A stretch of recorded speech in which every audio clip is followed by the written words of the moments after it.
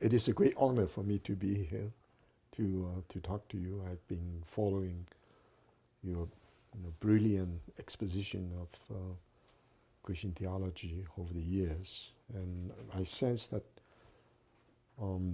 your project in understanding Christianity right now in the 21st century is being very open, pluralistic, and you have a great deal of self-reflexivity, sometimes very critical, certainly very sympathetic understanding of the Christian tradition. I must say that this is something I'm trying to do with the Confucian tradition. And in 1985, I gave a course on Confucian philosophy at Peking University. And at the time, a number of people were interested in, but many of them, especially intellectuals, graduate students, mentioned that it's almost impossible for any of them to consider themselves as Confucians or to identify themselves or sympathetic to the Confucian tradition. They see more the negative features. But then over the years, there's a major change, and there are many kinds of evidence to show this change is not just temporary. I think the primary reason for this is the need for China to quest for a new cultural identity. China has been, for the last 30 years, successful economically, and therefore political presence is more widely recognized. But what is the cultural identity? I think China is now at a crossroads, ideologically, spiritually, ethically. And if we look at China in a broader context, not just economic and political culture, but in cultural terms, that I use the term cultural China, which involves not only mainland China, Taiwan, Hong Kong, Macau, and Singapore. These are societies primarily organized by ethnic and cultural Chinese, the Chinese diaspora all over the world, but also a group of people who are connected with China neither by birth nor by marriage, but they are interested in China in a long-term perspective. Sinologists, to be sure, but people in business, government, people like you, from the philosophical, ethical, theological, and religious positions, and even some people who spend some time in China, maybe even as tourists, but continue to be concerned about things Chinese. Another outstanding example is a group of American families. I'm told more than 1,000, even around the Boston area. They've adopted Chinese girls, so they become sensitized to things Chinese. So this, what kind of role that the Confucian tradition will be able to play in not shaping, in contributing to the a kind of communal but critical self-consciousness of the modern Chinese. And I hope that it will be open, pluralistic, and with the self-reflexivity as you've demonstrated. But on the other hand, because China underwent an extremely difficult period of transition, and so patriotism or nationalism turned out to be one of the most powerful forces. And so how Confucianism can be what we call in Robert Bellot's sense a civil religion, which gives some direction, some sense of meaning, some basic values to the Chinese people in culture China as a whole, and very clearly different from the possibility, sometimes it may lead to all kinds of unintended consequences of the tradition becomes hijacked or politicized to become an excuse for very narrow chauvinistic or national sentiments. So this is one of the questions I'm deeply concerned with. Well, just on that, can you tell me, is there within Confucianism an emphasis or a theme that clearly encourages Chinese to have loyalties, commitments, concerns that are wider than the nation. Absolutely. The understanding of being human would be the main. I think the main. Okay. If we want to characterize the Confucian approach to life, it is the process of learning to be human. In the Great Learning, and there's a very specific statement that learning to be human should take self-cultivation as the root. Yes. And yet from the self-cultivation to regulation of the family, to harmonization of the community, to governance of nation, and hopefully peace all under heaven, is a process of going beyond forms of closed particularism to develop a kind of public spiritedness. And I would say over the years, one great contribution of some of the later Confucians, following especially the Mencius idea, and of course earlier the idea of the unity between heaven and human, and the notion that learning to be human is not anthropocentric. It has to go beyond anthropocentrism, and not simply the committee of the living. Not simply, certainly, man is the animal kingdom, but even care for plants, grass, and mountains and river. So, for example, this one very powerful statement by a Confucian thinker, Zhang Zai of the 11th century, said, "Heaven is my father, earth is my mother, and even such a small creature as I find intimacy in their midst. All the universe is my body, and that which directs the universe is my nature. All human beings are my brothers and sisters, and all things are my companions. And even the notion that nature of things are not using Thomas Berry's idea is not collection of objects, but a kind of communion of subjects. So this notion about not only all under heaven, but the cosmos as an integral part of the human has been very strong. And that may provide some resource for criticizing not only nationalism, but even anthropocentrism. Yeah, I have not been as concerned about anthropocentrism as I have about nationalism, because it seems, as I understand it, many people were influenced simultaneously by Confucianism and Taoism, and there wasn't felt to be any real antagonism between the two. I mean, Confucianism emphasized much more behavior within human society, and help correct me if I'm wrong. Sure. I have only the most lay understanding of these matters, but my sense is that Confucians tended to put a great deal of store by tradition and by the reenactment of patterns and rituals. And Taoists tended to put more store by spontaneity, and so there would be some tension there probably. But Confucianism was not anthropocentric in a way that would say the Taoists are wrong in their in their emphasis. So that, but you see, I think human beings everywhere have a very strong tribalistic tendency, and in our, it's always led to much conflict and struggle. In our world, we simply can't afford it anymore. And so one of the questions I ask about any proposal for a civilization is what within that proposal will work to counter the perfectly healthy concern and interest in being part of a community and so forth. And having grown up in Japan, I think of the Japanese instance, And I think Confucianism adapted itself rather readily and comfortably to the nationalist context. Yes, absolutely.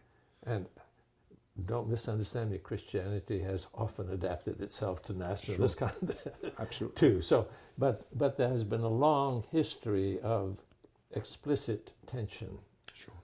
in the West between church and state that makes the opposition of to nationalism much more evident in the monotheistic traditions of the West, and perhaps even more in Christianity than in the others, though that's a complicated question to discuss. So this is not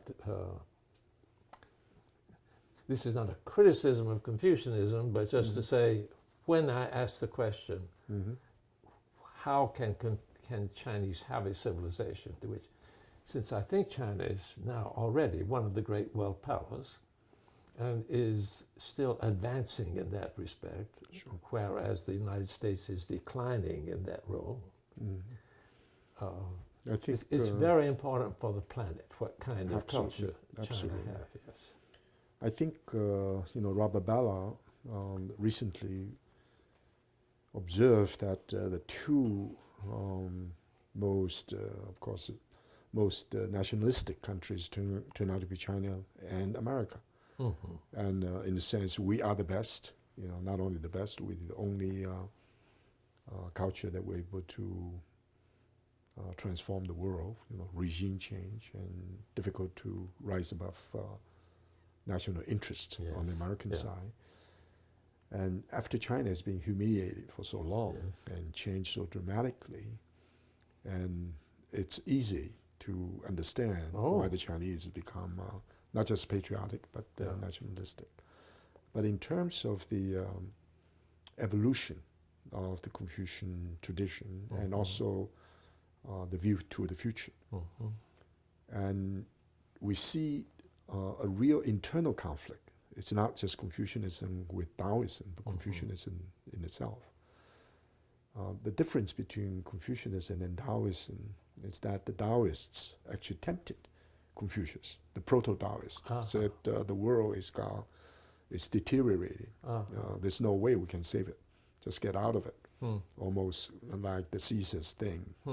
We should render things that are to God. They had such a pessimistic view. Yeah, Confucius himself responded that I am a human being among other human beings. In a more dramatic way, he said, I cannot hurt with birds and beasts. And so if the world is in order, then there's no need for me to worry about it. Precisely, there's a disintegration of the civilization. I feel even more obligated to be part of it. And then the danger of being identified with the status quo. That's Max Weber's understanding of Confucianism as a submission to the world. So this worldliness, that's the reason why I think it's very important to underscore the religious or ethical religious dimension of the Confucian tradition. It's not secular humanism in the sense that it emerged in the modern West after the Enlightenment. It's a spiritual humanism. I think one way of looking at it, if we take the example of Mencius and his self-identification as a shi, which means either Confucian literatus or scholar official, and I think maybe comparable to the modern idea of an intellectual, involves the person's ability to tap quite a few different resources. One is subjectivity, is self-cultivation, and Mencius also believe in the human nature is good in the sense that we are all capable of feeling, willing, sensing what is appropriate, and knowing. These help us to be able to stand on our own. The will of a commoner cannot be snatched away, even though the commander of 3 armies can be snatched away. So the idea of the will, but also to tap the historical resources. I'm not alone. I'm an inheritor of Confucius or Duke of Zhou, or even before. And then it's a futuristic outlook. What we do now is not simply for the moment. We have to worry about, sometimes use the word, 100 generations from now. And reminds me of the African proverb, the earth is not a gift from our ancestors. It's a treasure entrusted to us by numerous future generations. And then there's a transcendent dimension. That is, what you do here is for the mandate of heaven. And the mandate of heaven is diametrically opposed to the idea of divine rights of king. Because inevitably, heaven sees as the people see, and heaven hears as the people hear. So the ruler's responsiveness to the people in general is an indication whether he has the mandate or not the mandate. So it's a broader humanistic context. But we have to admit that in the imperial history of China, ever since the unification of China after the Qing and Han, there's a very powerful force of the government and use, or sometimes abuse, the Confucian tradition for establishing a social order. Therefore, by the hierarchical system, the importance of harmony, but sometimes harmony is confused with uniformity and obedience, or filial piety is linked to obedience. So the tension has always been there. I think we see the unfolding of these two forces within the Confucian tradition. So I would say China is not a fight between Confucianism and legalism. It's highly legalized Confucianism. And the Confucianism, which is more compatible with the Taoist idea of the free of the person. So these two forces, and it's not really that simple, because Confucian intellectuals, since they are part of the world, they want to become prominent in order to spread their influence. And by doing so, some of them maintain their moral integrity, some of them totally corrupted in a way by the regime.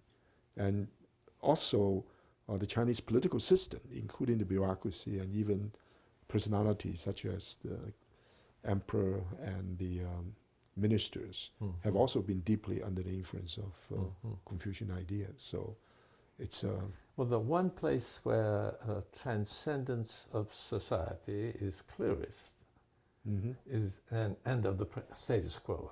Yes, is with the mandate of heaven. Yes.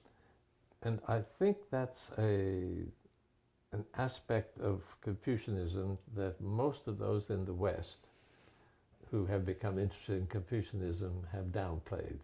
Yes. And I'm curious whether in the revival of Confucianism in China, it's also being downplayed. I think so.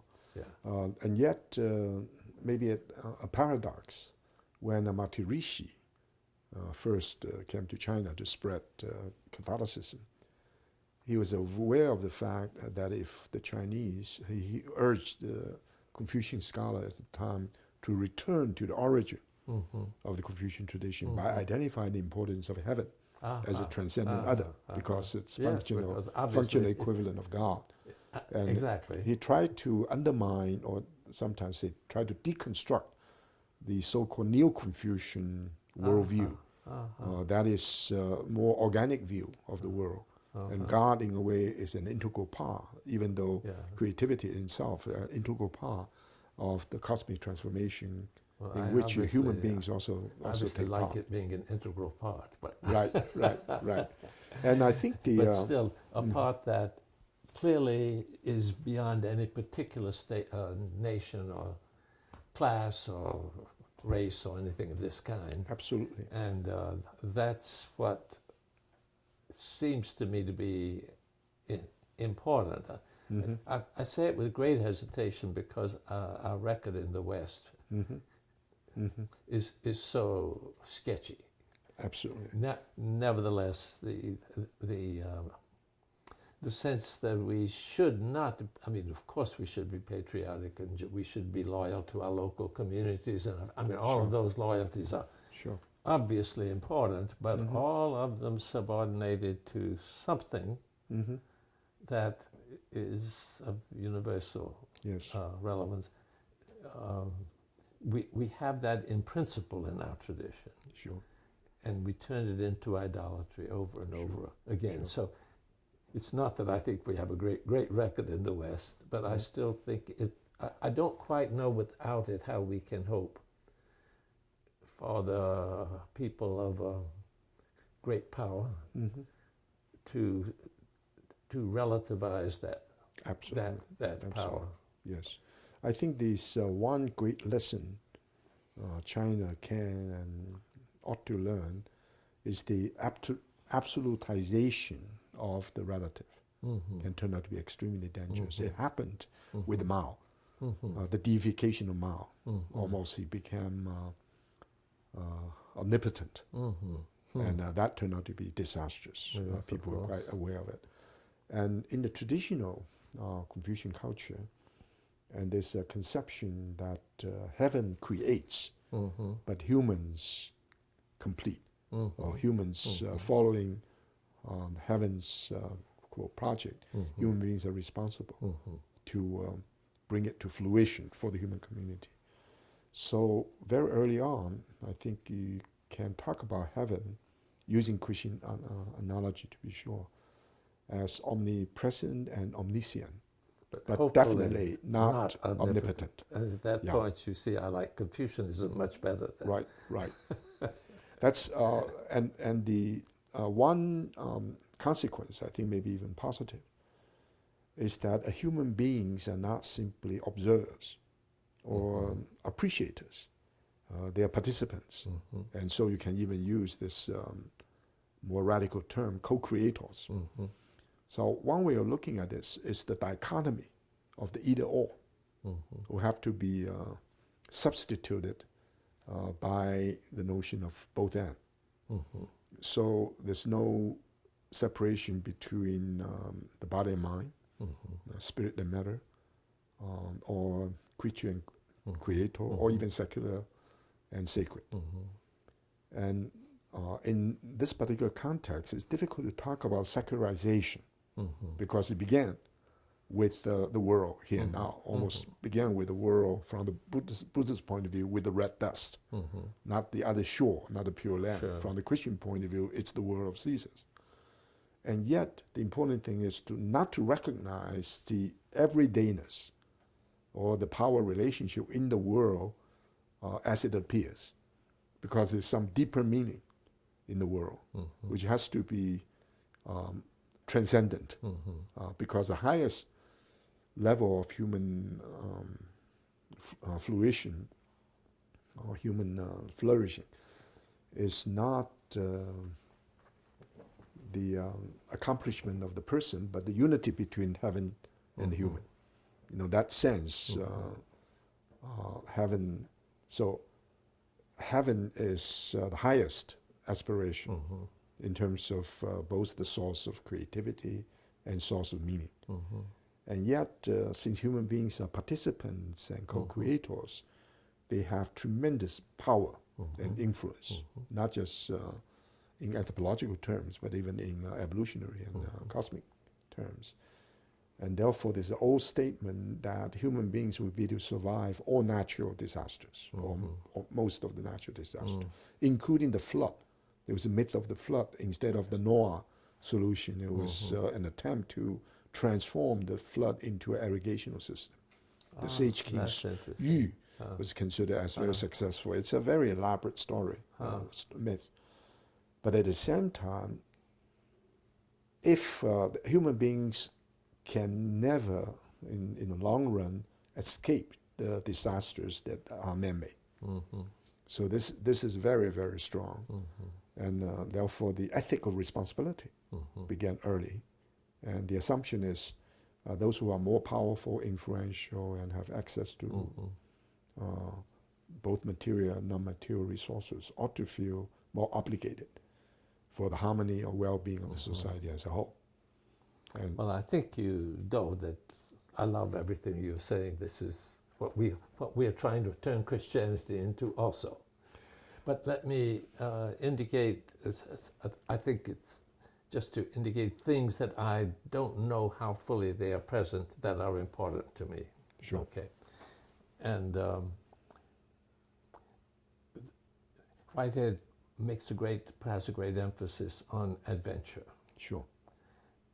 And the general image of Confucian society is stability and the capacity to hold together in a common pattern through time. And of course, adventure suggests historical change and in some way progress, although it's more difference rather than progress. In Whitehead, I'm speaking of now. Sure, yes. sure. So I'm curious. You probably have reflected on that. Is that a real difference, or does Confucianism encourage a radically historical consciousness? So I think apparently the difference is very, very clear and very marked, because Confucius said, "I'm a transmitter rather than a maker," almost in the sense I'm an inheritor rather than an adventurist or rather a creator. But if we examine... in fact, he was an adventurer. Absolutely. If you look at it, and this is what I call his historical consciousness. In a sense, what you do here now is not creating something out of nothing. It is a continuation of a long tradition. Yes. I think reminds me of T.S. Eliot's notion about the individual talent and tradition. So the individual talent or the creativity of not just one individual, but maybe through the inspiration of one individual group of people, is not simply to add to a cumulative tradition, but to reconfigure or sometimes radical transformation. We often like to use the word creative transformation, or what has happened. Yeah. So in that sense, because you have to do it with a view to the future, but there's no unilinear progression built into that system. I don't want unilinear progression. Right. That's something I think we got into trouble, or even including Marx, from the August Comte's idea of human history evolved around religion, philosophy to science. So, but the human factor is critical, the participation of the human in this process. And I think one danger, which is quite evident now, is precisely this emphasis on stability, on harmony. And for example, I know that in China today, the money or the resources spent on maintaining stability are more numerous than national defense. And this one is to maintain certain kind of stability, but the danger is that maintenance may turn stability into mechanic rather than Durkheim's notion of organic. And if you don't allow adventure, don't allow some creativity, and the obsession with the stability may lead to major disruption. Let me take a very concrete case. Yes.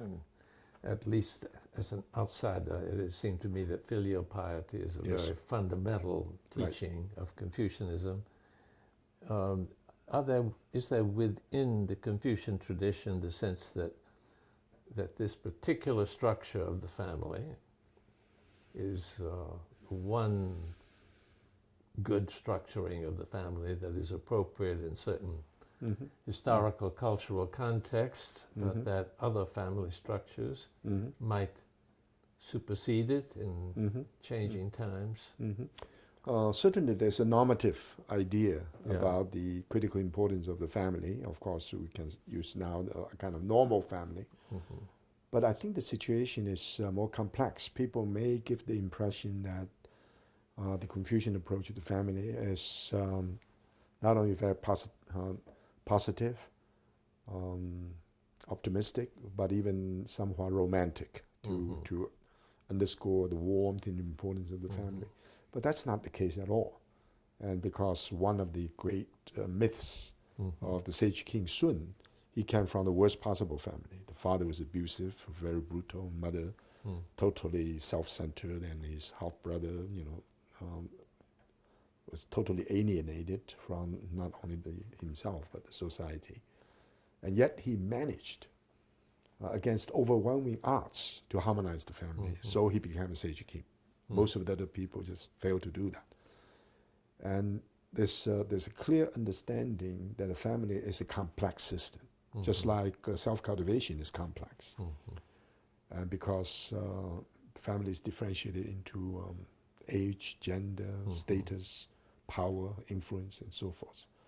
So all members of the family, which is large or small, will have to be a contributor member, or at least a passively receiving member of the stability of the family.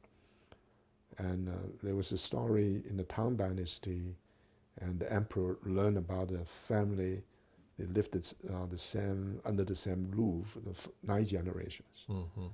And so the patriarch was invited to the court for honor, and he was in his 90s and couldn't quite express himself. He asked for a piece of paper. He wrote one character on the piece of paper, in Chinese, 忍, and which means tolerance, endurance. So even in a family of 3 or 5, even if there's one person like the son or the daughter refuses to collaborate, family becomes dysfunctional. So it's extremely difficult to manage the family. Now the question is about different kinds of family. Exactly. Now from today, especially from the UN, I think UN talk about 5 kinds of family.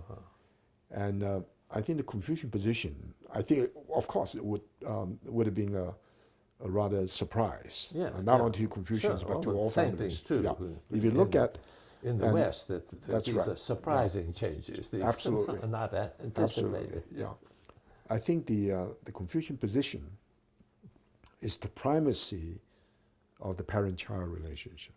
That cannot be violated. Not that cannot be violated. That is absolutely essential for healthy society, for human for human survival. Unlike other animals, the dependency need is very high. That's the idea of filial piety. When your parents die, you observe the morning ritual for 3 years. 3 years meaning probably 18 months or so. Is necessary precisely because repaying the debt. So the parents' love for children is totally natural, where the children will have to be educated, sometimes disciplined, to be filial. So there's one statement in the classic of filiality. A very good student of Confucius, asked Confucius to be obedient to one's father. What is your view on this? Confucius actually was angry. He said, what is this? He said, in the normal situation, the king or the rulers need 5 powerful critics to remonstrate with him. And the regional governor needs, the king needs 7, then 5, then 3. And it's absolutely necessary for the son to encourage the father to be the father ideal.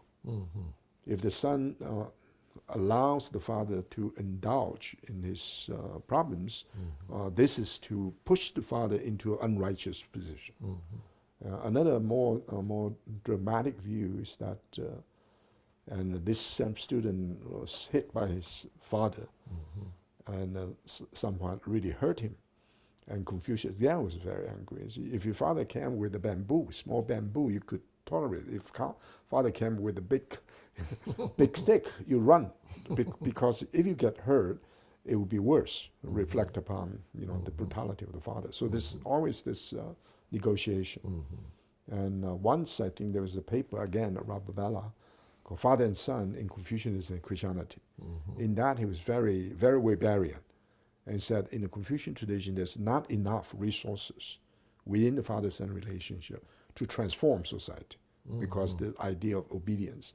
Whereas the Christian tradition, is even in terms of church and state, there's always a different kind of sanction, not to mention the idea of the holy elder. But then I pointed out, it's not just the father as the father in the concrete, it's the father ideal. And so there's a rectification of names. Father should act like father, son should act like son.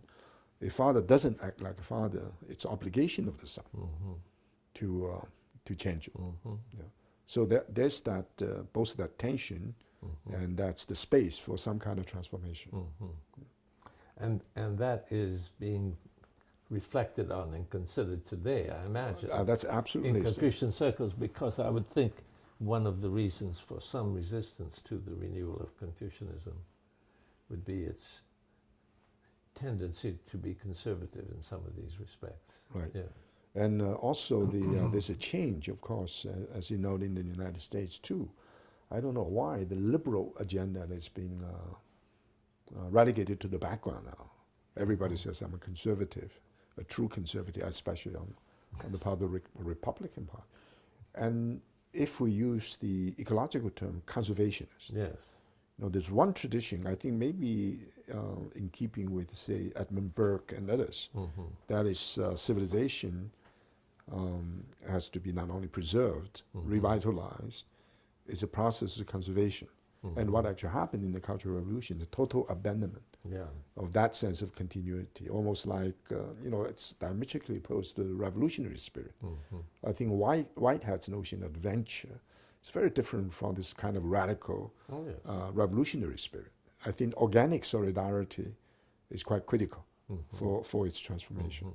So right now, that's also the case. And many scholars, especially those who were very radical before, now use the word conservative in that sense. They say, well, I am a conservative.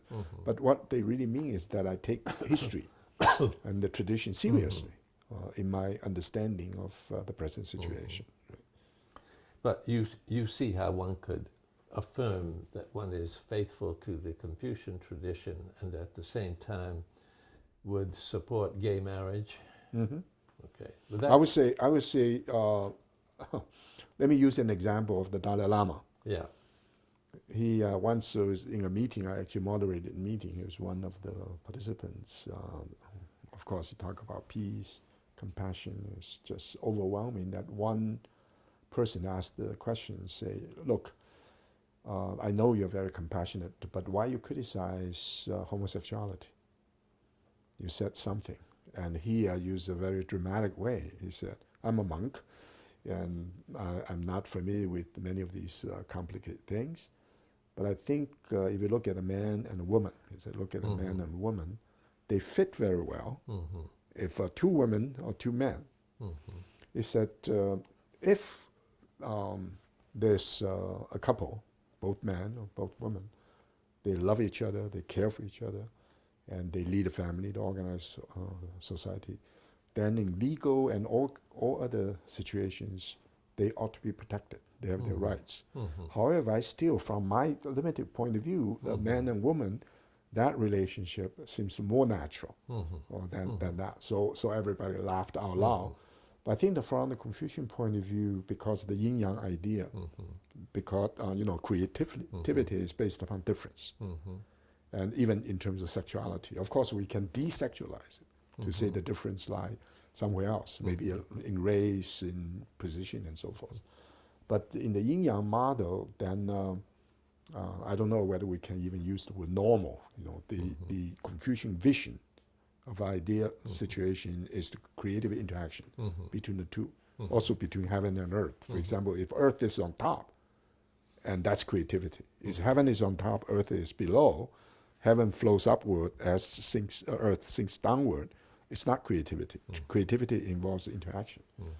I would say that if something like this happens in China, I think the kind of emotions generated in terms of legal concerns, these probably would not have happened. I think the Chinese would be willing, even under the Confucian tradition, would say, "Well, that's their own affair." I don't think that violates any kind of basic principle. But still, some people would look negatively. Yeah. No, obviously there are all kinds of emotional feelings and so forth. My question was just another way to get at the issue of how drastically society can change. Yes. And still be a Confucian society. Right.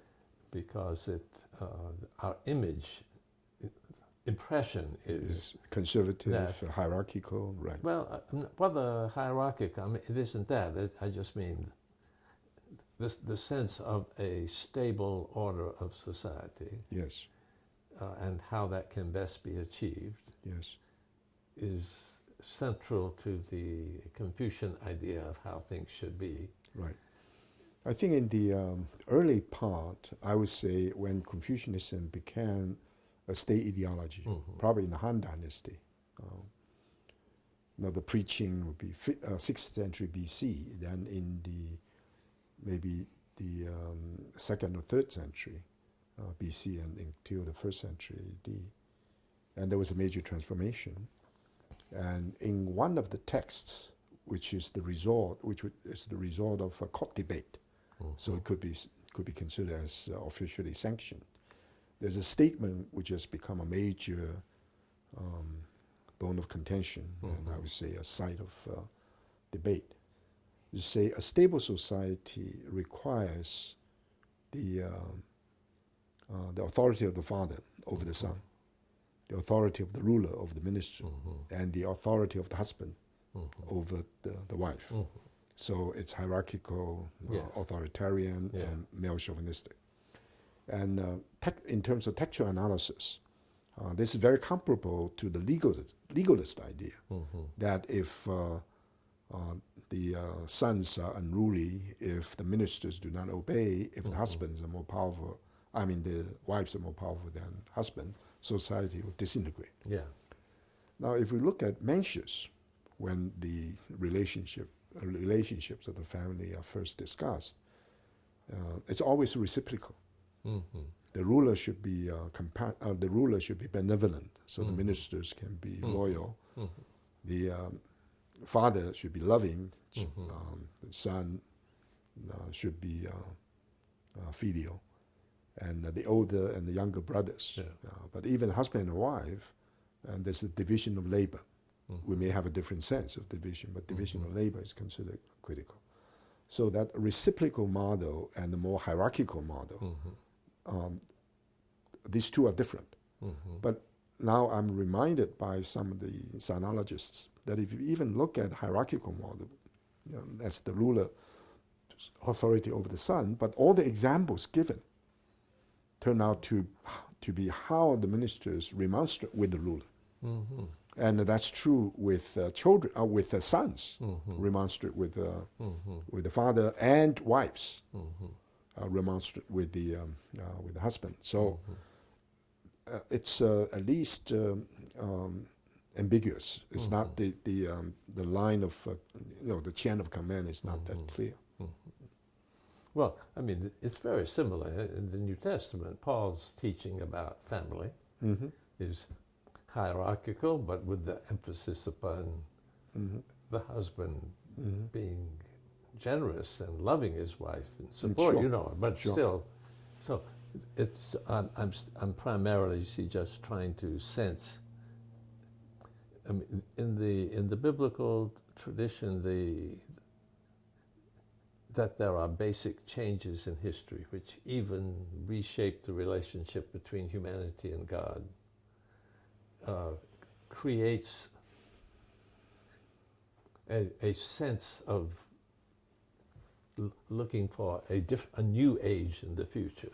Sure. And that kind of thing. Yes. And I just wasn't sure whether anything like that was characteristic. I'm not saying what's good or bad at the moment. I'm just.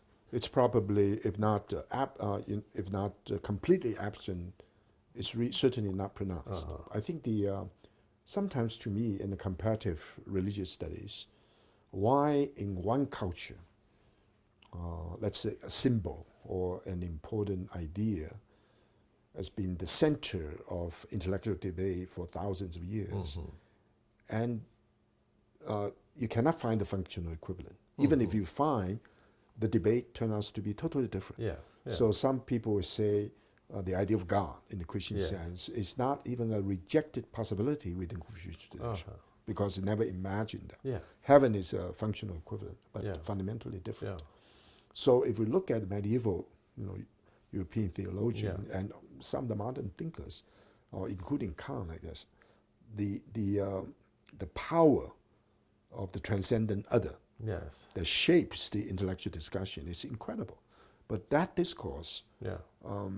did not happen Yeah. in traditional Yeah. China. Now the big question, why? And I think one of the reasons, of course, is mentioned that with the advent of the human, the whole equation changed. Yeah. But there's also a very strong belief that human nature is conferred by heaven. It's comparable to the idea of the divinity in the human. But then the implication drawn from that idea is that through our own self-understanding, not just rationality, understanding of ourselves, we appreciate heaven. We can never understand fully the meaning and the resource, the creativity of heaven, but we are part of it. And in a way, if you extend that analogy, we can never understand our own nature in the true sense of the term because it's heavily endowed. And yet the relationship is an intimate one. That's why I used the term which generated a lot of criticism, immanent transcendence. Well, that's exactly what we Whiteheadians want. Absolutely. So this is not a... I'm not... we spend a lot of time critiquing the traditional doctrine of God. Right. So we're not disappointed to find that has never developed. I think you're very fortunate not to have had that. Whitehead considered this a curse on the history of religion, the idea of a divine, omnipotent controller of everything. But this one thing... And it's not even found in the Bible. It's an invention of the... Sure. Of later. Oh, I think I agree with you. Yeah. Gordon Kaufman also made it rather explicit. You know. Yeah. But the one question, I don't know, that is, if you look at the Confucian tradition, I think maybe, again, quite Whiteheadian. There's no concept, no personality, no institution, no dogma, if you can use the word dogma, is not subject to criticism or falsification or rejection. Well, I would say I think there are bases within the scripture itself to make that kind of statement. You have that basis? Oh, I think so. I mean, well, because the creature cannot have any kind of absoluteness. But that's one way of looking at it. I think that's very powerful. I think that is, to me, a resource, a very critical resource that seems to be absent or weak in Chinese political culture. That's why you have this danger of the absolutization of the relative. On the other hand, the question I have is that if we just compare Christianity and Buddhism, in the symbolic system of Christianity, the number of received and accepted the views or ideas, even say dogmas. You know, some people may not accept the Trinity. I accept the Trinity, but not the doctrine of the Trinity. Not the doctrine, or the virgin birth, or the resurrection. A number of things. Normally, people try to identify who's a Christian. Sure. And for the Buddhists, the idea of the transmigration, the idea of emptiness, the idea of nirvana, idea of dharma. So, in a Christian and Buddhist dialogue, and they are not incommensurable. They're so radically different to appreciate, to understand, to involve in a kind of mutual elucidation, but not collapsing of the two. There's no way of doing that. Now, in the Confucian, that's why I'm both fascinated by and also I'm sort of intrigued, because I have some knowledge about the comparative study of religion. Almost nothing like that. So, because the idea is learning to be human. The assumption is you have to be a human before you choose to be, to be affiliated with a political system, or to go through an educational process, or to become a religious person. You choose to become a Christian, you choose to become Buddhist, but you don't choose to be human. So this is the kind of Confucian point of view. And so the first Christian-Confucian dialogue, and many years ago in Hong Kong. And I was not aware of it because it didn't really come to my mind. On the fourth day, it's a 1 week conversation, I realized that out of the 13 representing Confucians, 6 or 7 of them are Christians. Bob Neville was one of them, right? And John Burton, and Teddy Barry, and Julia Ching, and there's a Peter Lee. And actually, I was overjoyed. I'm not a Christian, but I am a beneficiary of Christian theology. So then I asked my question. At the time, I didn't quite understand it. Then I asked the question, realistically, it was a Christian dialogue as well. So we must ask the question, what is the difference from the Christian who's sympathetic to or even influenced by Confucianism and the Christian who's never heard of it? The more I try to think about it, the more I'm, you used the term social gospel. From the minimum condition of being a Confucian, especially now we talk about sort of intellectual as a Confucian, the person has to be politically concerned. You don't have to join the government, socially engaged and culturally sensitive. And it's possible, for Buddhism, it's very clear. You don't have to be involved in politics at all. You're not socially concerned, of course, maybe in an implicit way. Well, some Buddhists have developed the social concern, but it's that's engaged Buddhism. So you yeah. can be a Buddhist who is in the monastery, sort of totally committed to the monastic way of life. That's true with Christianity. So being Christian and being Buddhist, in a way, is much broader options than there are other options. And being a Confucian, because this worldliness is tied to this world. That's one of the reasons why we may have difficulty. I know you totally accept it. Say I'm a Christian Buddhist or Buddhist Christian, but to say I am a Confucian Christian, for Bob Neville, even Teddy Barry, that's natural. And now the question is, can you be a Confucian Buddhist? And the curious thing is now most of the Confucians in Taiwan and other places consider them. Most of the Buddhist masters consider them Confucian Buddhists. They say we are humanist Buddhists. We are engaged Buddhists. We're not simply... So the differences between those who believe the kingdom of God yet to come, or the Pure Land, or the other shore,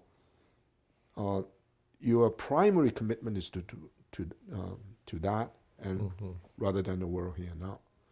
But with the ecological question, I think maybe for the first time, our generation managed to see the Earth with our naked eye, of course, helped by the astronauts. And we see the blue planet holistically. And we know how vulnerable it is. Right now, my son works actually for NASA. They're trying hard to find a comparable, even remotely comparable planet. And so far with billions possibilities. So this must be something unique. And of course, some people say maybe intelligence design, maybe other. But from the Confucian point of view, the earth, the body, your mind, your heart, these are integral part of your being human. You just cannot afford to undermine any of them. So then the question, this is what I think about the modern transformation of great axial age civilizations. And virtually all major religious traditions now consider caring for the earth as not only positive, but a necessary and highly desirable way of being Christian or being Buddhist. You cannot imagine a Buddhist master say, well, this is the red dust. Let's focus our attention on the Pure Land. So in Taiwan now, there's a Pure Land on this earth, engaged Buddhism. So the belief that, some maybe radical Christians on the right would say, well, even there's a nuclear confrontation, we Christians will be protected. This will be the end of things and we'll be snatched up into heaven. Right. No, there is a lot of superstitious supernaturalism in Christianity, which is observed by Confucianists and Buddhists, and one of the reasons they reject it. But of course, as you were saying, Christianity has so many potentials because it all depends on which of its many themes one singles out and accepts. Well, let me ask one more question about if insofar as Confucianism recovers an important role within China, how will it be related to the scientific, technological culture of the universities? Is it just there alongside, or can there be a more integral relationship? I think for quite a while, especially those who work on the origins of Confucianism as part of the Axial Age civilizations, they tend to underscore rationalism. Because in the Axial Age civilizations, now we know that the emergence of the transcendent, they call it transcendental breakthrough, is very important. And the Confucian tradition seems not to have made that breakthrough that clearly. Nothing like Yahweh or God or Allah. Not in that way. But not that way. But I think so the Confucianism is regarded as one of the axial developments. Right. So it's not. So another way of looking at it is not simply the transcendental breakthrough, but the second order reflection. You're thinking about thinking. And certainly the Confucian projects focusing on human self-cultivation, thinking, almost like thinking about human. Now we have this rethinking humanity. So that's the core of its concern. Therefore, rationalism, some people say that's the reason why it's very compatible with Enlightenment. Now, one thing for sure we know, there's a lot of research now done, at the time of Monterishi of the 17th century, when he translated these Confucian classics into Latin and widely circulated.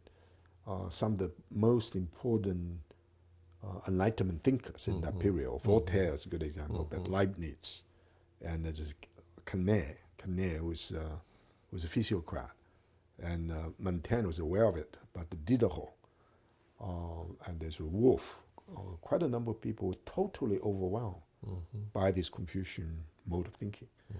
The idea to them was why a civilization, obviously quite sophisticated, in some way even superior to ours, doesn't have the idea of God. Is it possible to have a very ordered society, or I think Joseph Needham say an ordered society but without an ordainer, or a functionally organic society? I use the term the continuity of being. There's no real rupture, and yet the continuity of being is not given. There's not only unfolding, but there's all kinds of potential for transformation. So the Confucian tradition, in fact, could be considered as a very important input into the Enlightenment thinking. And some people even went so far as to say Kant, because Nietzsche or someone characterized Kant as that great Chinese from Konigsberg. I don't know what is the locus classicus is for that. Now, if that's the case, what actually happened in the 19th century? China cut off from the West precisely because the whole argument about the big right. The Jesuits allowed Chinese to venerate their ancestors, but this is not this is not really idolatry, from the Jesuit point of view. But the Franciscans and the Dominicans objected to, and when Vatican ruled, that is, and considered the Jesuits wrong, the Chinese emperor stopped communication. Very so understandably, but for 100 years. And that 100 years turned out to be the industrialization, scientific discovery, and not to mention the development of technology and so forth. So when China not rediscovered, when the West showed up as a powerful force in fighting against China in the mid-19th century, China was not prepared. Earlier, it's really quite interesting to observe that on the eve of the Opium War, the Chinese economy was like the American economy, maybe even stronger.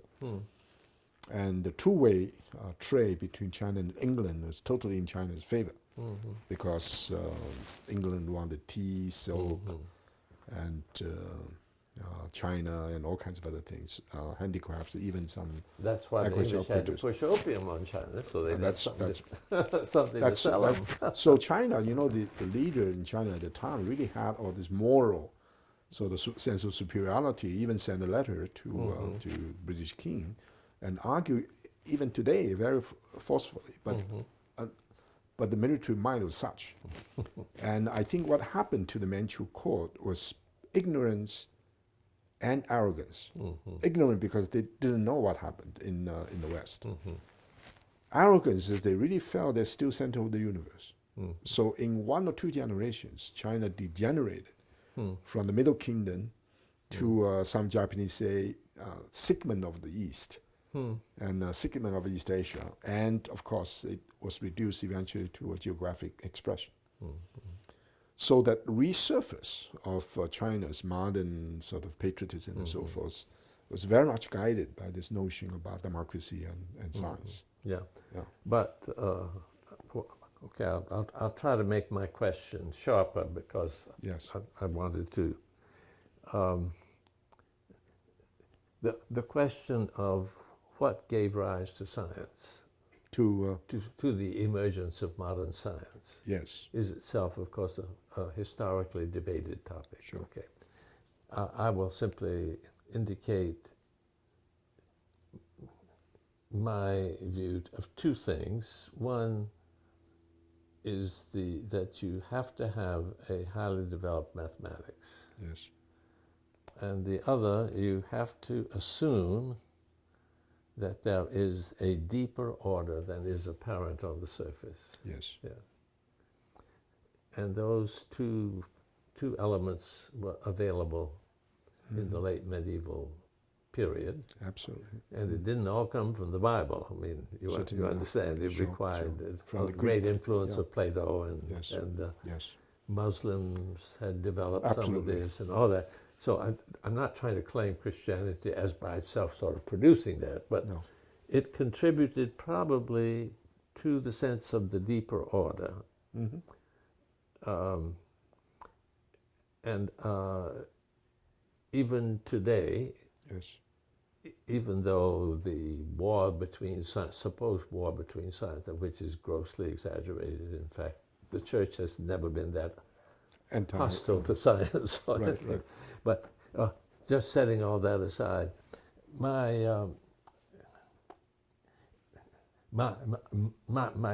personal view is that those are necessary, and we need, therefore, to have a mode of thought that gives place to them, if it is to be inclusive. You understand? I mean, you can just sort of divide it up and say the moral, historical, human, cultural aspects will be dealt with here, and the scientific, technical will be dealt with here. I'm saying all this because if I'm asking, does Whitehead have a contribution to make in the Chinese scene? The contribution I have thought was that he has a way of seeing the world that can undergird the further development of science, and also is very congenial to so much of what you have been saying about Confucianism. Right. And whether you, coming from the Confucian side, see a need for that kind of thing or not is really my question. Yes, I understand. Joseph Needham has done this huge study of science and civilization. One is about math and geometry as an important feature of the Greek tradition is absent in China, but algebra is not. And also in terms of calculation, of course, astronomy is very well developed in many of the ancient civilizations, and also applied science in not just irrigation but maritime exploration in 1403 to 33. That's 7 major voyages of Zheng He in the Ming Dynasty turned out to be very elaborate. And so, and of course, if it's not mechanization of the agriculture, but all kinds of well-developed ways of understanding the agricultural world. No doubt about that. The other one is biology, which is related to medicine and so forth. So one thing I think for sure is the deductive logic. Whether the Book of Change can help to think that way, I doubt it. The other one actually is the Baconian idea of empirical science.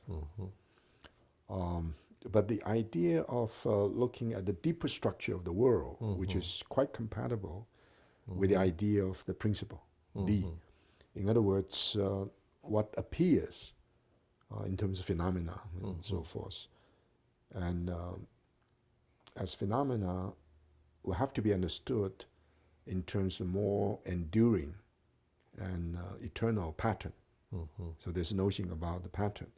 But the major debate in China, but we need to look at Confucianism not only in the Chinese cultural context, but Japanese and Korean. Especially in the Korean context, there's a very strong sense that the pattern is not static. The ultimate, sort of basis for physics and so forth is not static. Because of the Chinese idea of the vital energy of the qi. So the most basic element may not even be the right term. The most basic stuff of the universe turns out to be a dynamic. Excuse me. Oops. Hello? Hello?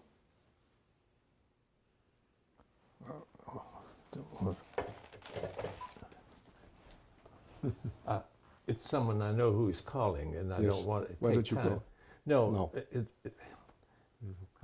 Yes. I can tell you a lot about him, and Okay. he'll call again, but I hope not right away. I hope he will accept my hanging up as an indication this is not a good time to call. I see. Yeah. And so the with view to the future. In fact, one scholar who is a very prominent scholar in the modern transformation of Confucian humanism and deeply involved in the study of Western philosophy, especially in Immanuel Kant. And he tried hard to discuss this whole question about the development of some kind of scientific, not just consciousness, but method from Confucian humanism. Yeah, well, this is what I'm asking about. I think his project probably failed. But that doesn't mean it will always have to fail. Right. I think part of the reason is this very strong, that's late 19th century idea about science as a positivistic science. Yeah. As science deals with something that is tangible, quantifiable.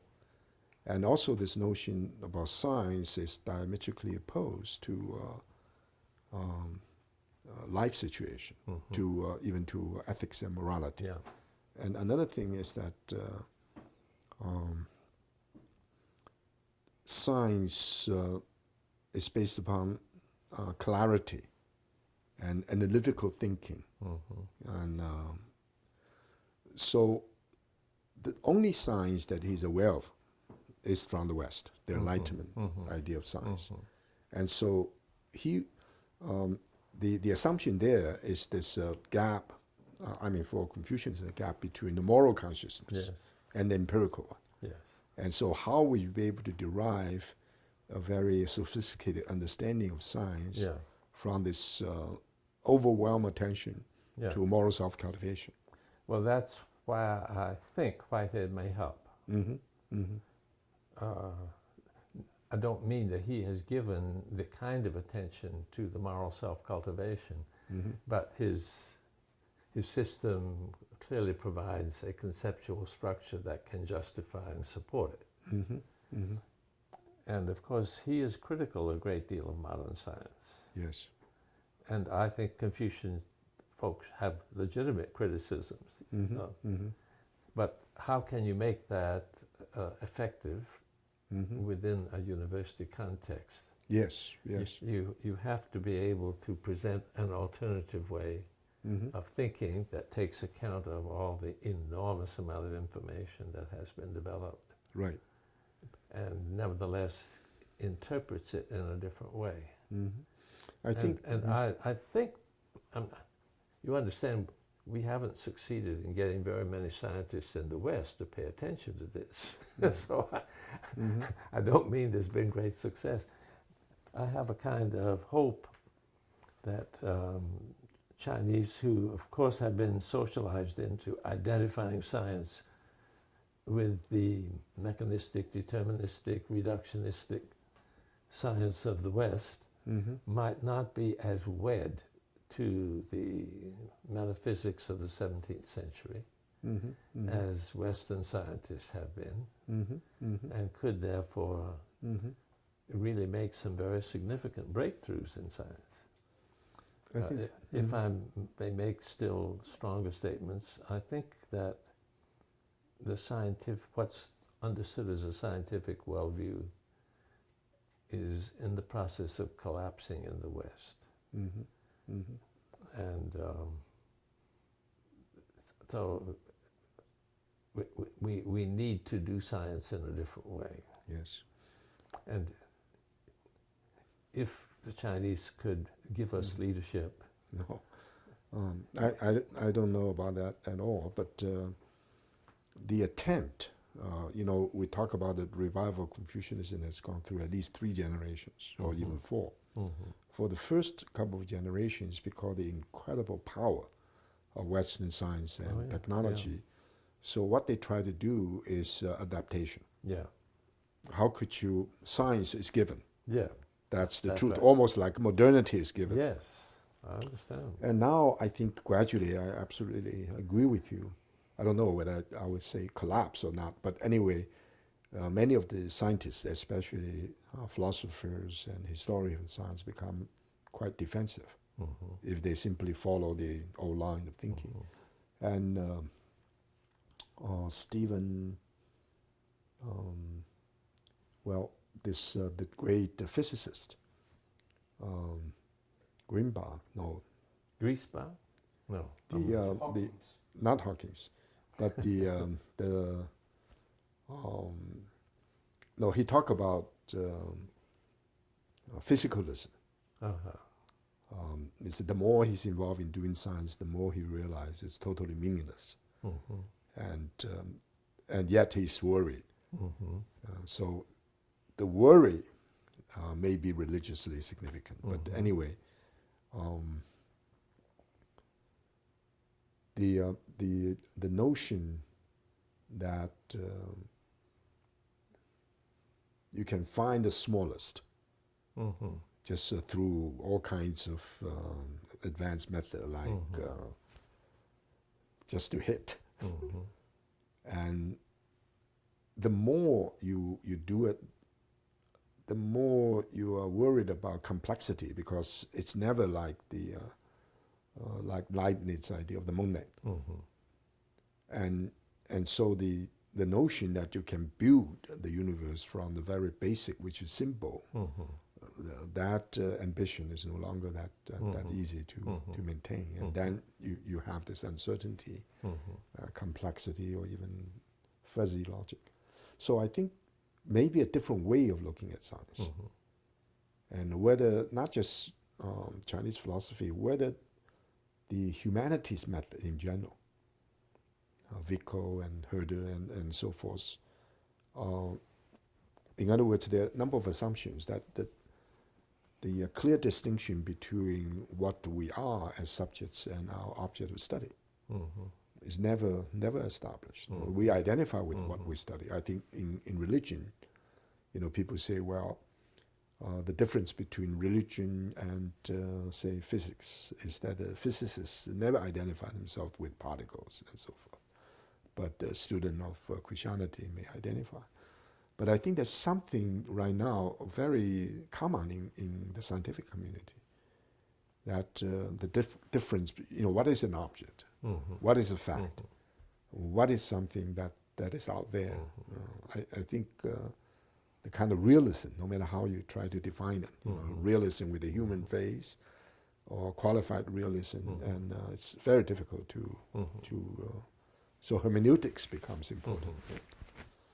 My sense is that maybe there, and the Confucian tradition, together with many spiritual traditions probably would be able to offer, if not a way out, and it's an alternative vision. And one thing I am particularly interested in now is if all spiritual traditions have to change in order to face up to ecological questions. And the philosophy as a philosophy that eventually wanted to be the basis of, or to clarify the scientific language, has to go through a major transformation itself. I even, maybe too optimistic. I used the term a kind of spiritual turn in philosophy. From we did have the epistemological turn and the linguistic turn, because I see many signs that mainline philosophers, especially in the analytical tradition, begin to take religion absolutely seriously. And Habermas is the most recent example. I'm told in the last 10 years, it's just deeply involved with the study of religion, especially the Exo-age civilizations. And even Derrida, toward the end of his life, talk about pardon or pardon. It's very deeply Jewish. Charles Taylor is always Catholic. So I don't know whether you sense that that's a way out or not. I think these are interesting trends, but of course my own view is that Whitehead has provided us with a way of understanding the world that could liberate science to make real advances, but also can bring an end to the sharp separation of science from humanities. And that seems to be something that China might be able to give leadership in. But that adventure, my question is how is that linked to the ethical religious problems in terms of the Whiteheadian vision? See, the metaphysics that underlies science is really 17th century. It's the matter side of Descartes. Yes. And so the notion that pervades so much of the science is that the world consists of matter in motion. Right. And this way of thinking simply cannot account for a lot of the evidence. Right. But they cling to it because it's the only thing they have been socialized to think of. And of course, matter is totally value-free, and it's completely passive. So the understanding of human beings and everything else is shaped, and I would say misshaped, by the application of that metaphysics. Now, in the origins of science, there were other proposals. I won't go back into that history, but that is not the only way to understand the physical world. And if we, first of all, shift, and there's much in science that encourages the shift, we shift from the notion of matter to the notion of event. And then if we ask... Event is always the dynamic, transformative one. That's right. And that's all there is. So there's no such thing as matter. But how is, if they say qi often is understood as vital force or energy. Yes, that would come much closer. To event. Yes. And actually I was going to say, you see, even within contemporary physics, Einstein said E is equal to mc squared. Well, if you're looking in physics for matter, mass is the closest you can come. So energy and mass are correlative with each other. But there are particles that have no mass. That to me says energy is more fundamental than mass.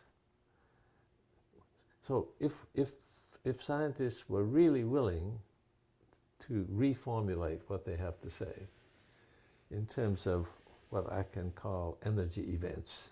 I don't want to push that term, but Sure, I mean, sure. an event is is the locus of energy, and energy always occurs in events. It doesn't.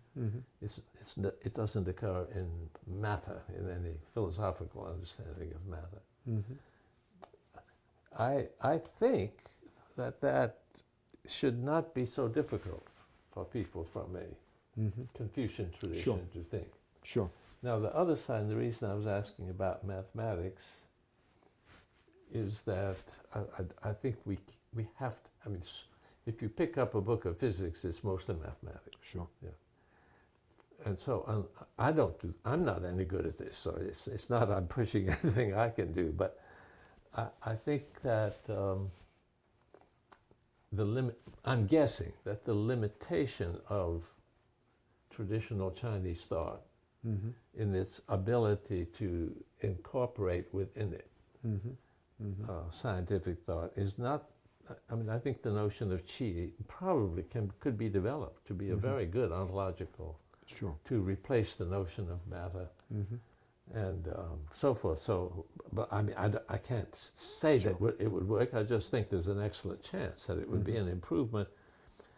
But I'm thinking that probably Confucianism would have to be rather radically expanded into reflections about the mathematical world, if you want to call it that. Sure. The world of forms, of abstractions, and so forth. This has been developed, of course, in the Platonic context in the West, and since Whitehead was a mathematician, and he offers that, you understand, already integrated with his own metaphysics. Yeah. But integrated with the metaphysics that both deals with the whole realm of the natural world, but also provides a different fundamental understanding of it, one that is value laden. Yes. You see, these energy events have value. Absolutely. And for Whitehead, and I think this would not be a problem for scientific thought, for Chinese thought, every event in its occurrence is a subject. Sure. Now, as soon as it's happened, then it's an object for other events. Yes. Oh, so you can distinguish subject and object, but that's just the distinction between present and past. Yes. Yes. So it's not a metaphysical dualism in the way in which. So whereas subjects have been subjects, and subjects always have value. Yes. To be a subject is to be a value of some kind. Right. This is the topic of physics. So if everything that happens has value, but of course there are more complex events like human experiences that have more value than photonic events. We no longer have this fact-value split. Yes. So science is constantly dealing with values, and not to pay attention to the values is already a limitation of science rather than. Okay, those are very quick indications of what I think Whitehead might contribute to a renewal of Confucianism in China. Absolutely. But if we use Christianity as a reference. Yeah, I was not doing that. Yeah, but let's say hypothetically.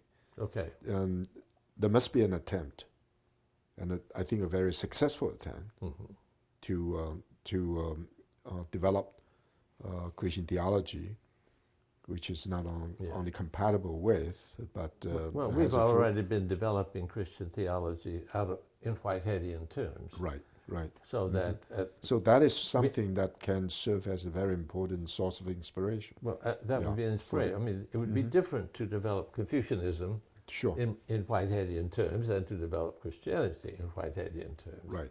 Right. We have a book that will come out from Wipf and Stock eventually. I hope not too long. In which we have a chapter. A Jewish chapter on the way Jews can appropriate Whitehead's thought. I see. And we have a chapter on how Roman Catholics can do so, Protestants, Muslims, Hindus, Buddhists, and Chinese.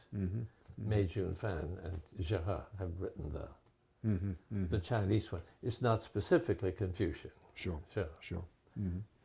And what I am now talking about is not exactly what any of them talk about. You understand? Sure. They're talking. I think this has to be developed. I mean, for example, what Jews and Christians have in common is an understanding of God that creates a certain difficulty in understanding the vast amount of evil in the world. And Whitehead is very helpful because obviously the problem is extremely acute when one thinks in terms of divine omnipotence. Absolutely. But if you think in terms of God's work in the world, more the way you talk about the role of heaven in the world. I don't mean that Whitehead's God is identical, but you know, it's more like that. Then evil can be understood much more readily without blaming it on God. on heaven or God, that kind of thing. So many people in the Abrahamic traditions have liked that contribution of process thought.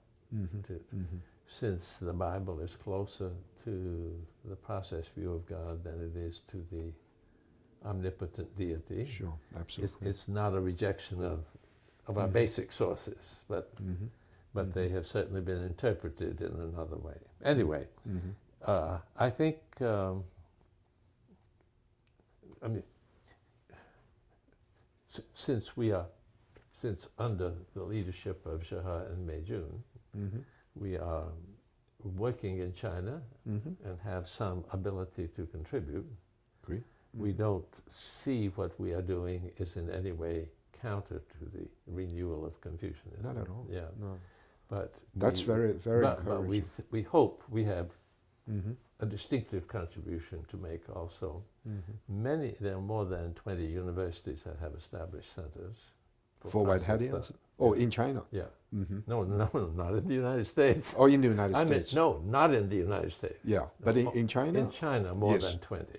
Oh, more than 20. Yes. Yeah. And at least half a dozen of them are at universities of science and technology. Oh, really? But the interest is not, I mean, I hope someday they'll be interested in really influencing the scientific formulation. Yes, that has not really happened yet. That I think would be most exciting. That would be most exciting. Yes. But it's mainly that so many people in these universities in China are troubled that the science and technology they're teaching leaves the whole issue of values out. Right. And so they think that process thought can help them to reintroduce values. But to really do that is going to require a change in fundamental scientific thinking as well. That is, I think you're absolutely right. We can only move one little step at a time. I mean, wow, that's a very, very fundamental and really a substantial contribution. But if those who are reviving Confucianism would express the need to really rethink science itself in terms that are more congenial to Confucianism, that could prod. I think this I'm very sensitive to the question of what Chinese do and what we do from outside. Yes. So we respond to requests. We don't tell them what to do. But I think what you suggesting as a line of inquiry is particularly pertinent to the kind of, I would call it, outmoded scientism. Yes, exactly. Which is still so pervasive and powerful in China. And so pervasive and powerful. I mean, if you just go to secular universities, or it doesn't matter, church universities, and go to these departments and trying to find out how they think, it's still... We call the tyranny of the engineer. Okay. There's still, not just people involved in basic science. Well, people involved in basic science do tend to be more open. Yes. But the extreme difficulties that they still encounter in really rethinking things. Now, the area in this country in which Whitehead's thought has the greatest, is being most seriously considered, is quantum theory. And that's terribly basic for physics. Of course. And it's terribly obvious that the matter in motion image doesn't work. Simply doesn't apply. Right. But the resistance, you see, both the notion of matter and the notion of wave come out of a materialist understanding of the natural world. And to really get people to think in terms, scientists to think in terms of events instead of thinking in terms of matter and motion. I'm not saying it hasn't happened. There are a number of people who are really trying, but I think it's harder for Westerners than it should be for Chinese. They have not been socialized into this mode of thought as deeply. I think I may be wrong about it, you understand, but it's my hope. Yeah, but sometimes these Chinese intellectuals have been even more seasoned in the Enlightenment mentality than because they consciously adopted it. Right. Sometimes, whereas the Americans, they just that's the only way to think. I mean, it wasn't a conscious choice. It was just they were socialized into it. Right. Yeah. I think one thing I'm trying to do, which may be which is certainly relevant, is the possibility of a kind of Confucian reflection on the Enlightenment mentality of the modern West. Oh, so it's both really what I would like to encourage. Both a sympathetic understanding and critical reflection. Of course. And I'm trying to divide it into three parts. The first one is simply to study the 17th century, we call the Mingqing transition, in that period when some of the great Western thinkers became fascinated. Instead of arguing what kind of influence we're talking about, because there's so many studies. So difficult, yes. But simply to look at the world of ideas in China. So what are the questions they were dealing with? No, not only Christian thinkers, they were Islamic thinkers. Christianity was, the Christian thinkers were very dependent upon what Islam had accomplished during a time when they were not doing much. That is in the West. Yeah, but in the 17th century, not only Maharishi and his followers and some of the Chinese converts, but they also original Muslim thinkers. Oh, I see. You mean they were doing thinking at that same time? At the same time. And many of the Muslims would actually raised in China by Persian, Persian. So their first language was Persian. So it's a kind of internal dialogue going on. But there were also literary, thinkers, artists. So the world is very rich. So that's the first part of it. The second part, I would like to look at how this Enlightenment mentality is being critiqued, studied by contemporary Western thinkers. And the third one will be a study of how I call it outmoded, the old Enlightenment model became so much seasoned in China for about 100 years. And that's the background study, then with a view to the future and what the shape of Confucian humanism in reference to this idea will look like. Shahal likes to talk about the second enlightenment. Yes. Which is now needed. And that makes it clear that you're not rejecting you're not saying we should have never engaged in the first enlightenment. You just cannot afford it. We had to go through that, but it's time now for the second enlightenment. Yeah. But normally people, when they talk about the second or the new enlightenment, they talk about almost like born-again Christians. They talk about the emergence of something much more advanced in science without any special concern about their own indigenous cultural traditions. Because they felt that's not as relevant as what actually happened in the earlier period. But Shahar thinks that in the second enlightenment there can be a renewal of what the traditions of the more classical thinking. That's terrific. Yeah. So that's sort of our program in China. You have some kind of written document on this? Well, reference? Zhara has published a book in Chinese that I have not read, but you All might. Right. Okay, I'll try to do that. Now, I do have one last question I have in or idea. That is, the care for Earth is so powerful, a motivating force for philosophical thinking, or certainly theological thinking. Then it seems imperative that major axial age civilizations will have to develop not independently, will have to develop maybe in reference to the current situation, a new language of global citizenship, because obviously not just ecological issues, but the financial problems, the problems you've been dealing with in terms of economizing and so forth. These all emerge as contemporary modern phenomena. And none of this you find origins in major traditions. So no major traditions have had experience of dealing with these kind of new problems. That's why the only world religion today is economism. And of course, we don't like that. No, I hate it. We don't like that. So the big question is, my sense that not only all axial age civilizations, but indigenous traditions, Shinto and all, or maybe the spiritual landscape of the world, we have to recognize that a lot of people, they not only consider themselves atheists, they really consider themselves as secularists to the extent that religion, not simply religion is not important, religion is irrelevant. And Shimo Eisenstein is really important comparative cultural studies, his area. He's, of course, from Hebrew University. So I just took it for granted for some time that most Jews are believers, And he said he doesn't believe, he's not religious. He said, I'm irreligious. I said, then what is your religion? He said, I tell you my religion.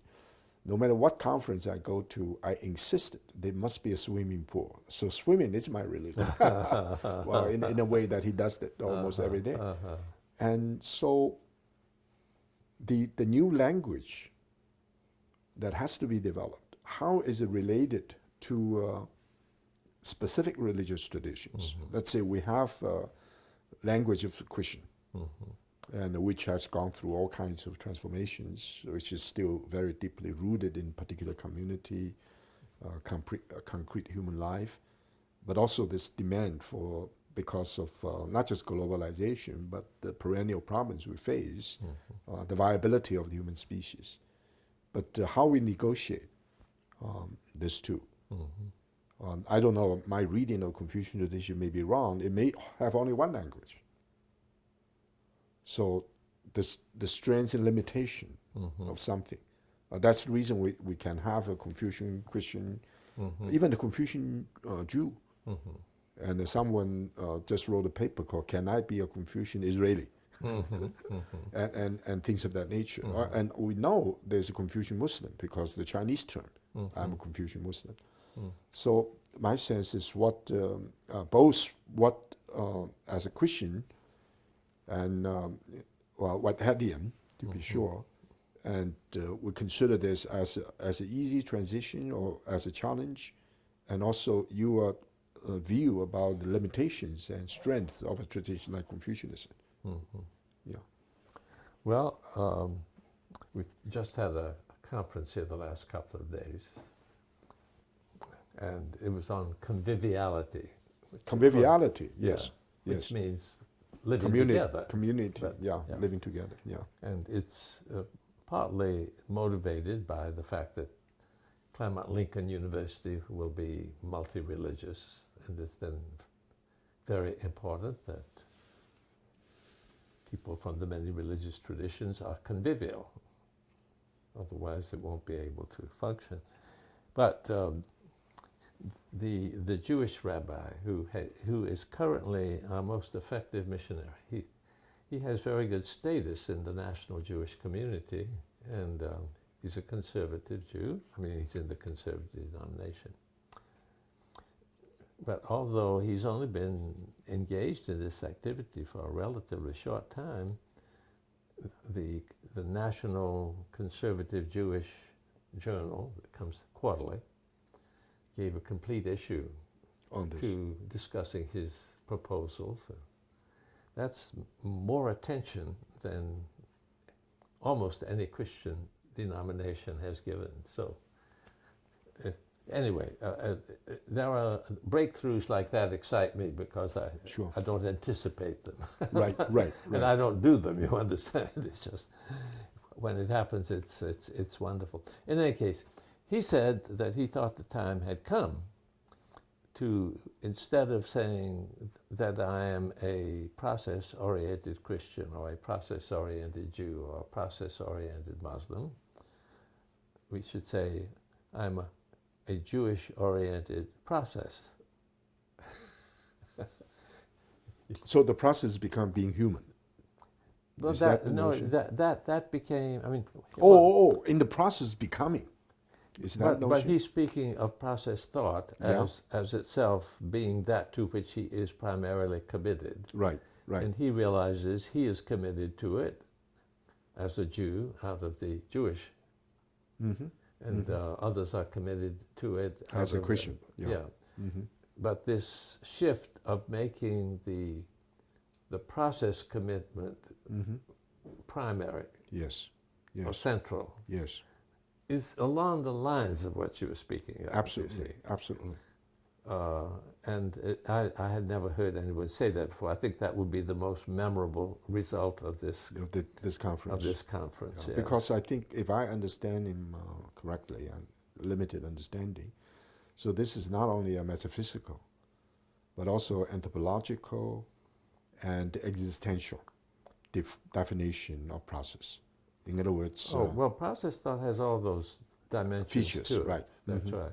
It's also a scientific, a mathematical, a logical. I mean, it has it has a slant. It's a pair of glasses that, if you look through that, everything is different.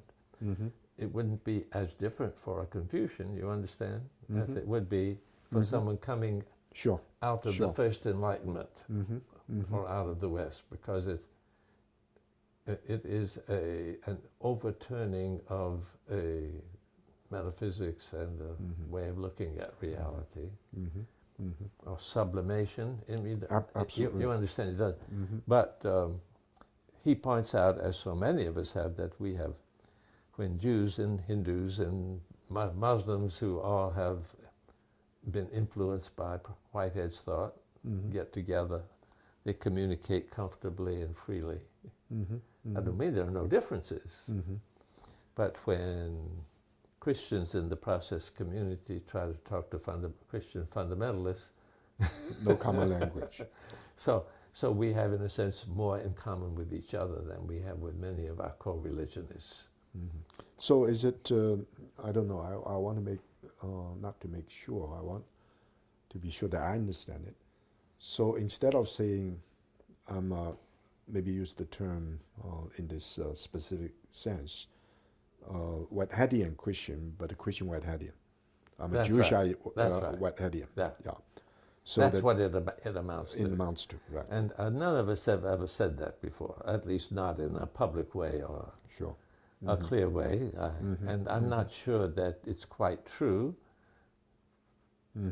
because our historical and community identities are so very strong. Powerful. So I think, but nevertheless, what you were saying was we need a more global vision that really relates to the issues of ecology, for example, and so forth. And all of us at this conference, we have that. We get it from Whitehead, and then we adapt our traditions accordingly. I think one way, because my own experience has convinced me that it is not simply idiosyncratic, to use the term as a Confucian Christian, Confucian Buddhist, and so forth. I think not. Now the big question, following your lead or the inspiration, is the possibility of thinking about a Christian Confucian or the Buddhist Confucian and so forth But in so doing, the Whiteheadian and Confucian will have to be transformed. Because otherwise, Confucian has a historical baggage. Sure. Whitehead has a modern baggage. So this will have to be translated in some idea of human, broadly.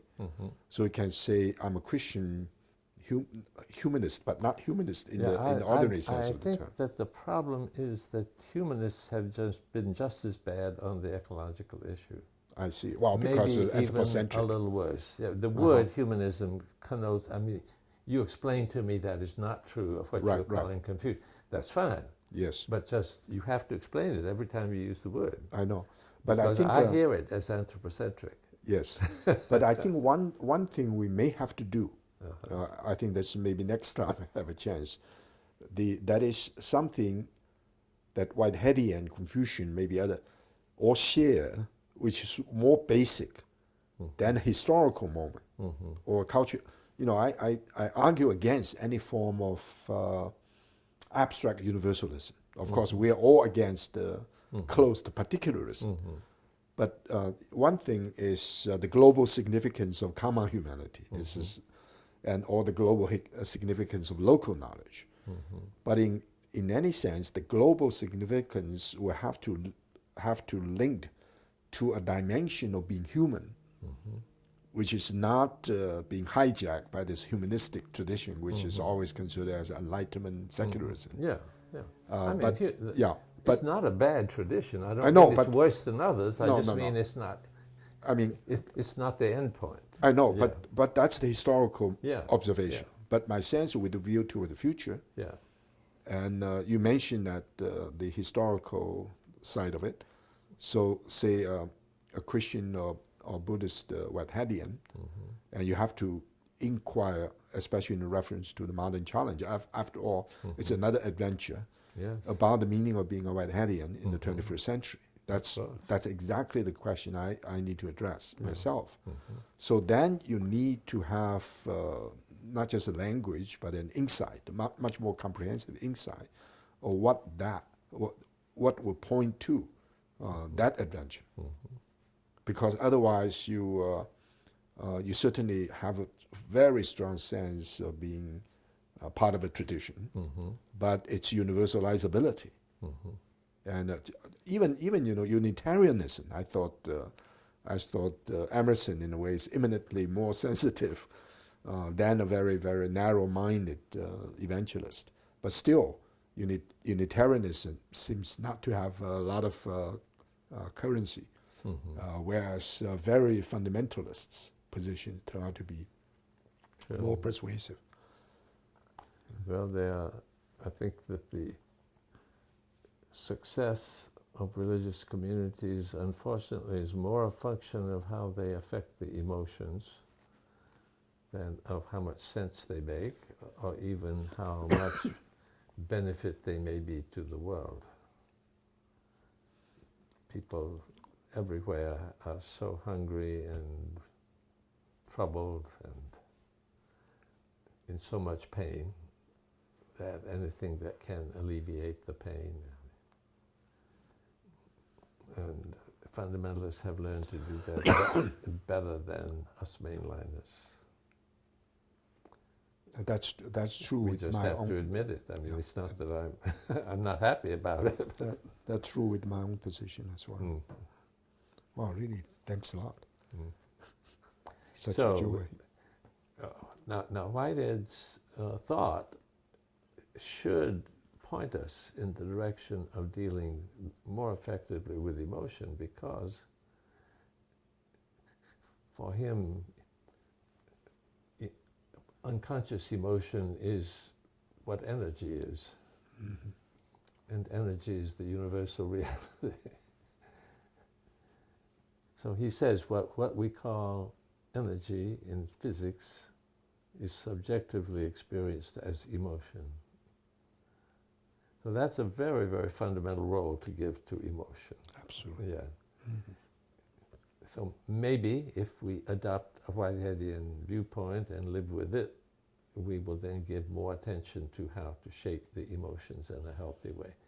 And I'm sure Confucian development does that, but obviously today we have knowledge about the human psyche that was not available to Confucius, and I'm confident that Confucianists don't say, "Oh, you mustn't learn anything from."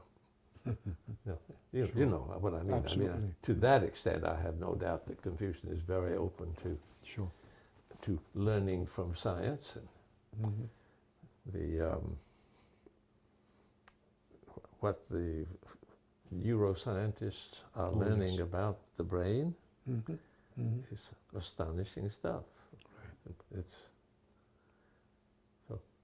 So if you're looking for really a religious life that will help with the masses of people, I think it's important that we keep in mind, if we're going to try to influence these emotions, we keep in mind to what end we want to influence them. Right, right. And then try to develop the best methods that we can, because just resolving emotional needs at a moment may end up destroying the earth. Totally, sometimes it becomes explosive, totally uncontrollable. Yeah. I think in China, one of the dangers precisely when this also very deep, sometimes unconscious emotional forces that are generated by irresponsible demagogues and so forth. I'm not talking about political figures, no. Well, but there's no including question. including Hitler academicians. was a master of manipulating emotions. Right. Demagogues, that's how they become so successful and powerful. And there are plenty of demagogues in the Christian church who manipulate people's emotions too, and get their passions associated with ideas that either don't make sense or do a great deal of damage. So it's well, thanks a lot. It's a problem in all of our communities. So I have more hope for China than I do for the United States at the present time. Well, since I've been in the States for a long time, and I'm just discovering China, and I reserve the judgment now, and I think my sense is... Probably the more I learn, the less hopeful I would be, so don't teach me too much. No, the sense I said, what I'm concerned about, it's not that, but the time frame.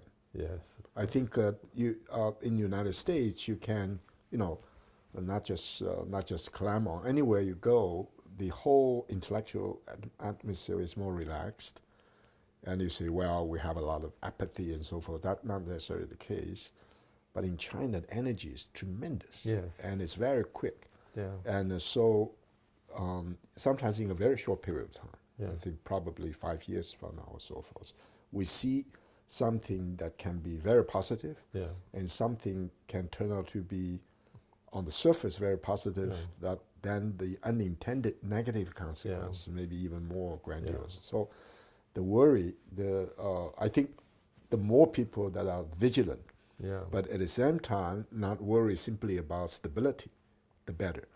But how we do that? I think one of the, obviously a vast number of Chinese are excited about the possibility of entering into a consumerist society. When they've not had things in the past. And a great deal of emotional energy can be generated around that. And anybody who suggests, well, now anyway, let's be concerned about the environment, may just get bulldozed down. So but fortunately, I think we see some change and some hope. No, I don't think everybody's doing that. I mean, no. That's why I'm saying I've got hope. But yes. But I think that the danger that the energy can get mobilized in destructive ways also in China remains. Very, very sure. Precarious, very, very, very strong. But in spite of the fact that sort of in the abstract I certainly prefer authentic democracy, I think the real issue today is whether decisions are made in terms of short-term economic interests, or are made in terms of long-term planetary interests. Absolutely. And in the United States, the corporations and Wall Street control us. They give us a lot of freedom to talk. I mean, we still are a very free society in many respects. But so far as what actually happens, it's not decided by our free discussion. I think in China, the power of wealth is rapidly growing, but I do not believe it controls the central government in the way in which it controls the U.S. government. I think they still have a chance to reflect and develop policies which are for the good of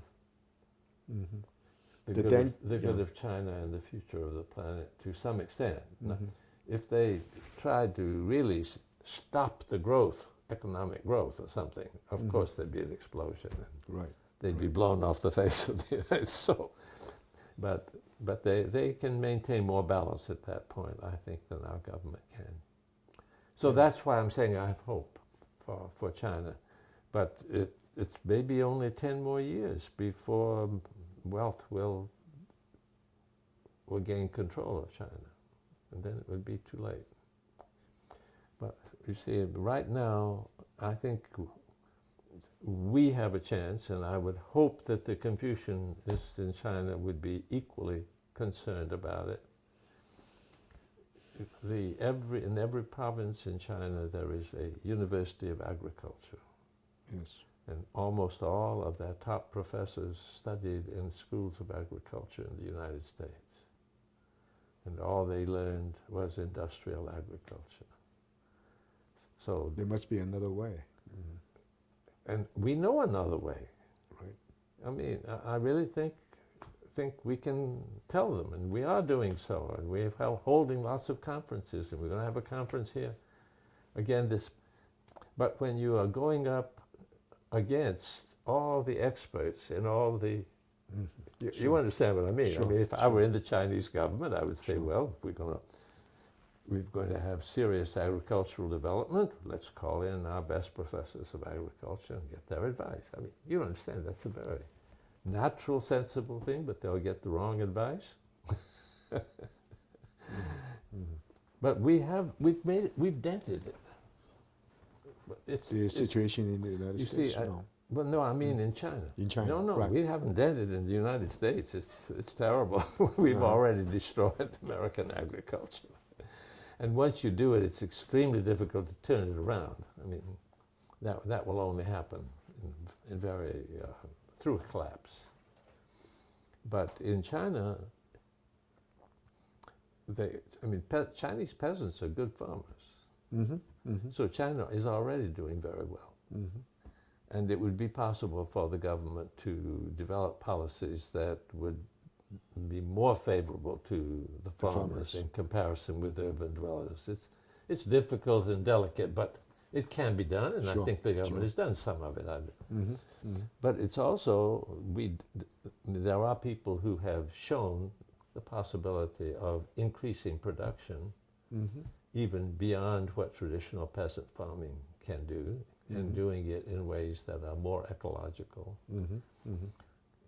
So it's not that we just want to argue for continuing the present peasant farming, but to get them to, they could pick up on cutting edge developments that are outside the mainstream.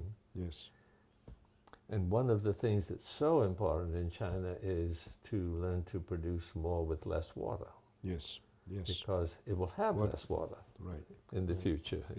Even now, the prospects are really very frightening. Very frightening, yes. And this requires extremely labor-intensive work. So one of the people who is advocating industrial agriculture says, we will need to build cities for 800 million more people. I mean, that's the end of humanity. As far as I'm concerned, the world can't. Can't afford it.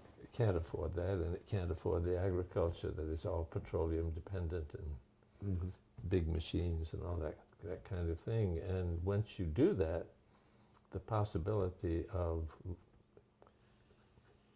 producing goods with very little water becomes much less. The big machines can't. Anyway, I consider this the most important decision before the government of China right now.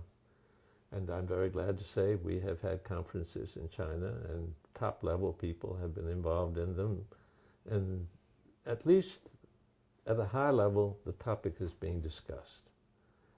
And obviously we can't make the decision, but I'm very enthusiastic about the fact that we've had a chance to participate in that way.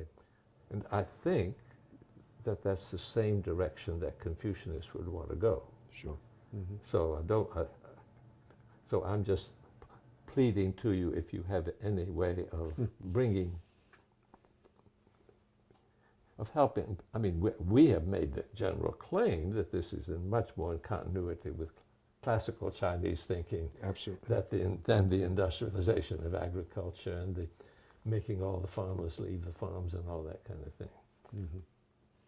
And it's been interesting when we have written and spoken most strongly about the wisdom, the cumulative wisdom that Chinese peasants bring to their work. You know, to celebrate that, they're not, the image of the peasant as somebody who's ignorant is so totally unfair. They're farmers.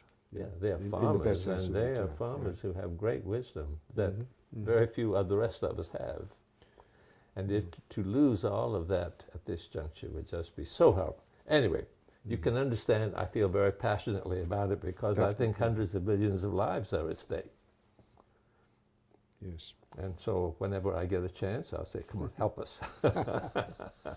Well, I think you're absolutely right. And the image of the farmer throughout Chinese history, especially in the Confucian tradition, is very positive. That's good. Never like a sack of potatoes, you know, like Karl Marx notion about the proletarian as opposed to the farmer. I think Marx did not have a very high view of farmers. Right. So now there's still very large percentage. There's a very large percentage of the farming community. Yeah. And, but obviously the policies that have been used for the development is have thus far accelerated urban development and forced farmers to spend part of their time earning money in the cities in order to survive and that kind of thing. So the fact that the government said it was time to give emphasis to agricultural development is good. It's just everything depends on what they mean by development. So. Well, great. Yeah, but to celebrate farmers and indicate our admiration for them. So the Chinese farmers have been producing an awful lot on very little land for a long time and have protected the quality of the land over hundreds of years. I mean, they've made some mistakes too. I'm not sure. It's not a perfect history, and to despise all that because it's not industrial, it's dangerous. Evil. Well, thanks a lot. Well, thank you. I appreciate your coming. It's an honor for me to have you. It's, I must say, the last part of it, I know the importance, but I haven't really sensed the urgency of the importance. Well, thanks a lot. Yeah, no, I'm very interested in a lot of other things we're doing, and I think there is an experiment in education by a woman who understands herself as a Whiteheadian. And when I asked, well, how many students are involved in the experiment, I was told 35 million. The numbers just boggle my mind in China. So I'm very interested in that. I think it's wonderful that Whitehead's educational theories are being tested in a laboratory of that kind.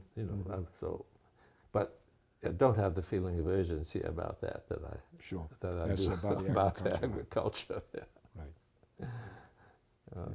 But we respond to whatever comes up, do our best. That's great. What I'm so happy about in my old age is that we did a lot of things over the years that had, a little drop in the bucket here and there, and trivial, marginal, and all that. And now, so much of it has relevance in China. Yes. Yeah. Yes. So that when they say they would like to have a conference on psychology from a process point of view, there are enough people in that field we can send to help them. It's a tiny minority of people here, you understand. Sure. But it's enough to to make a significant contribution. And we had one time they asked for people in the field of law who could tell them what's the significance, how does process thought affect that? And we were able to put together a little team. Or if it has to do with urban development, we can put together a little team. And in agriculture, we can put together. That's an accomplishment that was not, I was not clear about. We weren't doing it with any clear goal in mind. But it makes me very pleased that thus far we have not had to say, sorry, nobody has done it. So last year we did in our ecological civilization conferences. Last year we did ecological economics. Well, I was a little nervous about that because I still don't know how Marxist the government is. Oh, but it's not very Marxist. No. That is. So, really. And we didn't criticize Marxism. We just said what an ecological. But if they want to be an ecological civilization, they've got to have an ecological economics, and they've got to have an ecological agriculture, and they've got to have ecological cities, and we can put on conferences on all those topics. Sure. So that's wonderful. I'm proud. Yes. That doesn't mean that that's what's going to happen. You understand? But well, that possibility itself. There is interest, and that. We thought we were developing a blueprint for really making a difference, and we didn't think anybody would ever try it.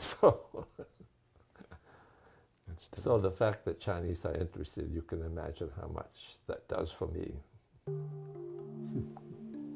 Terrific.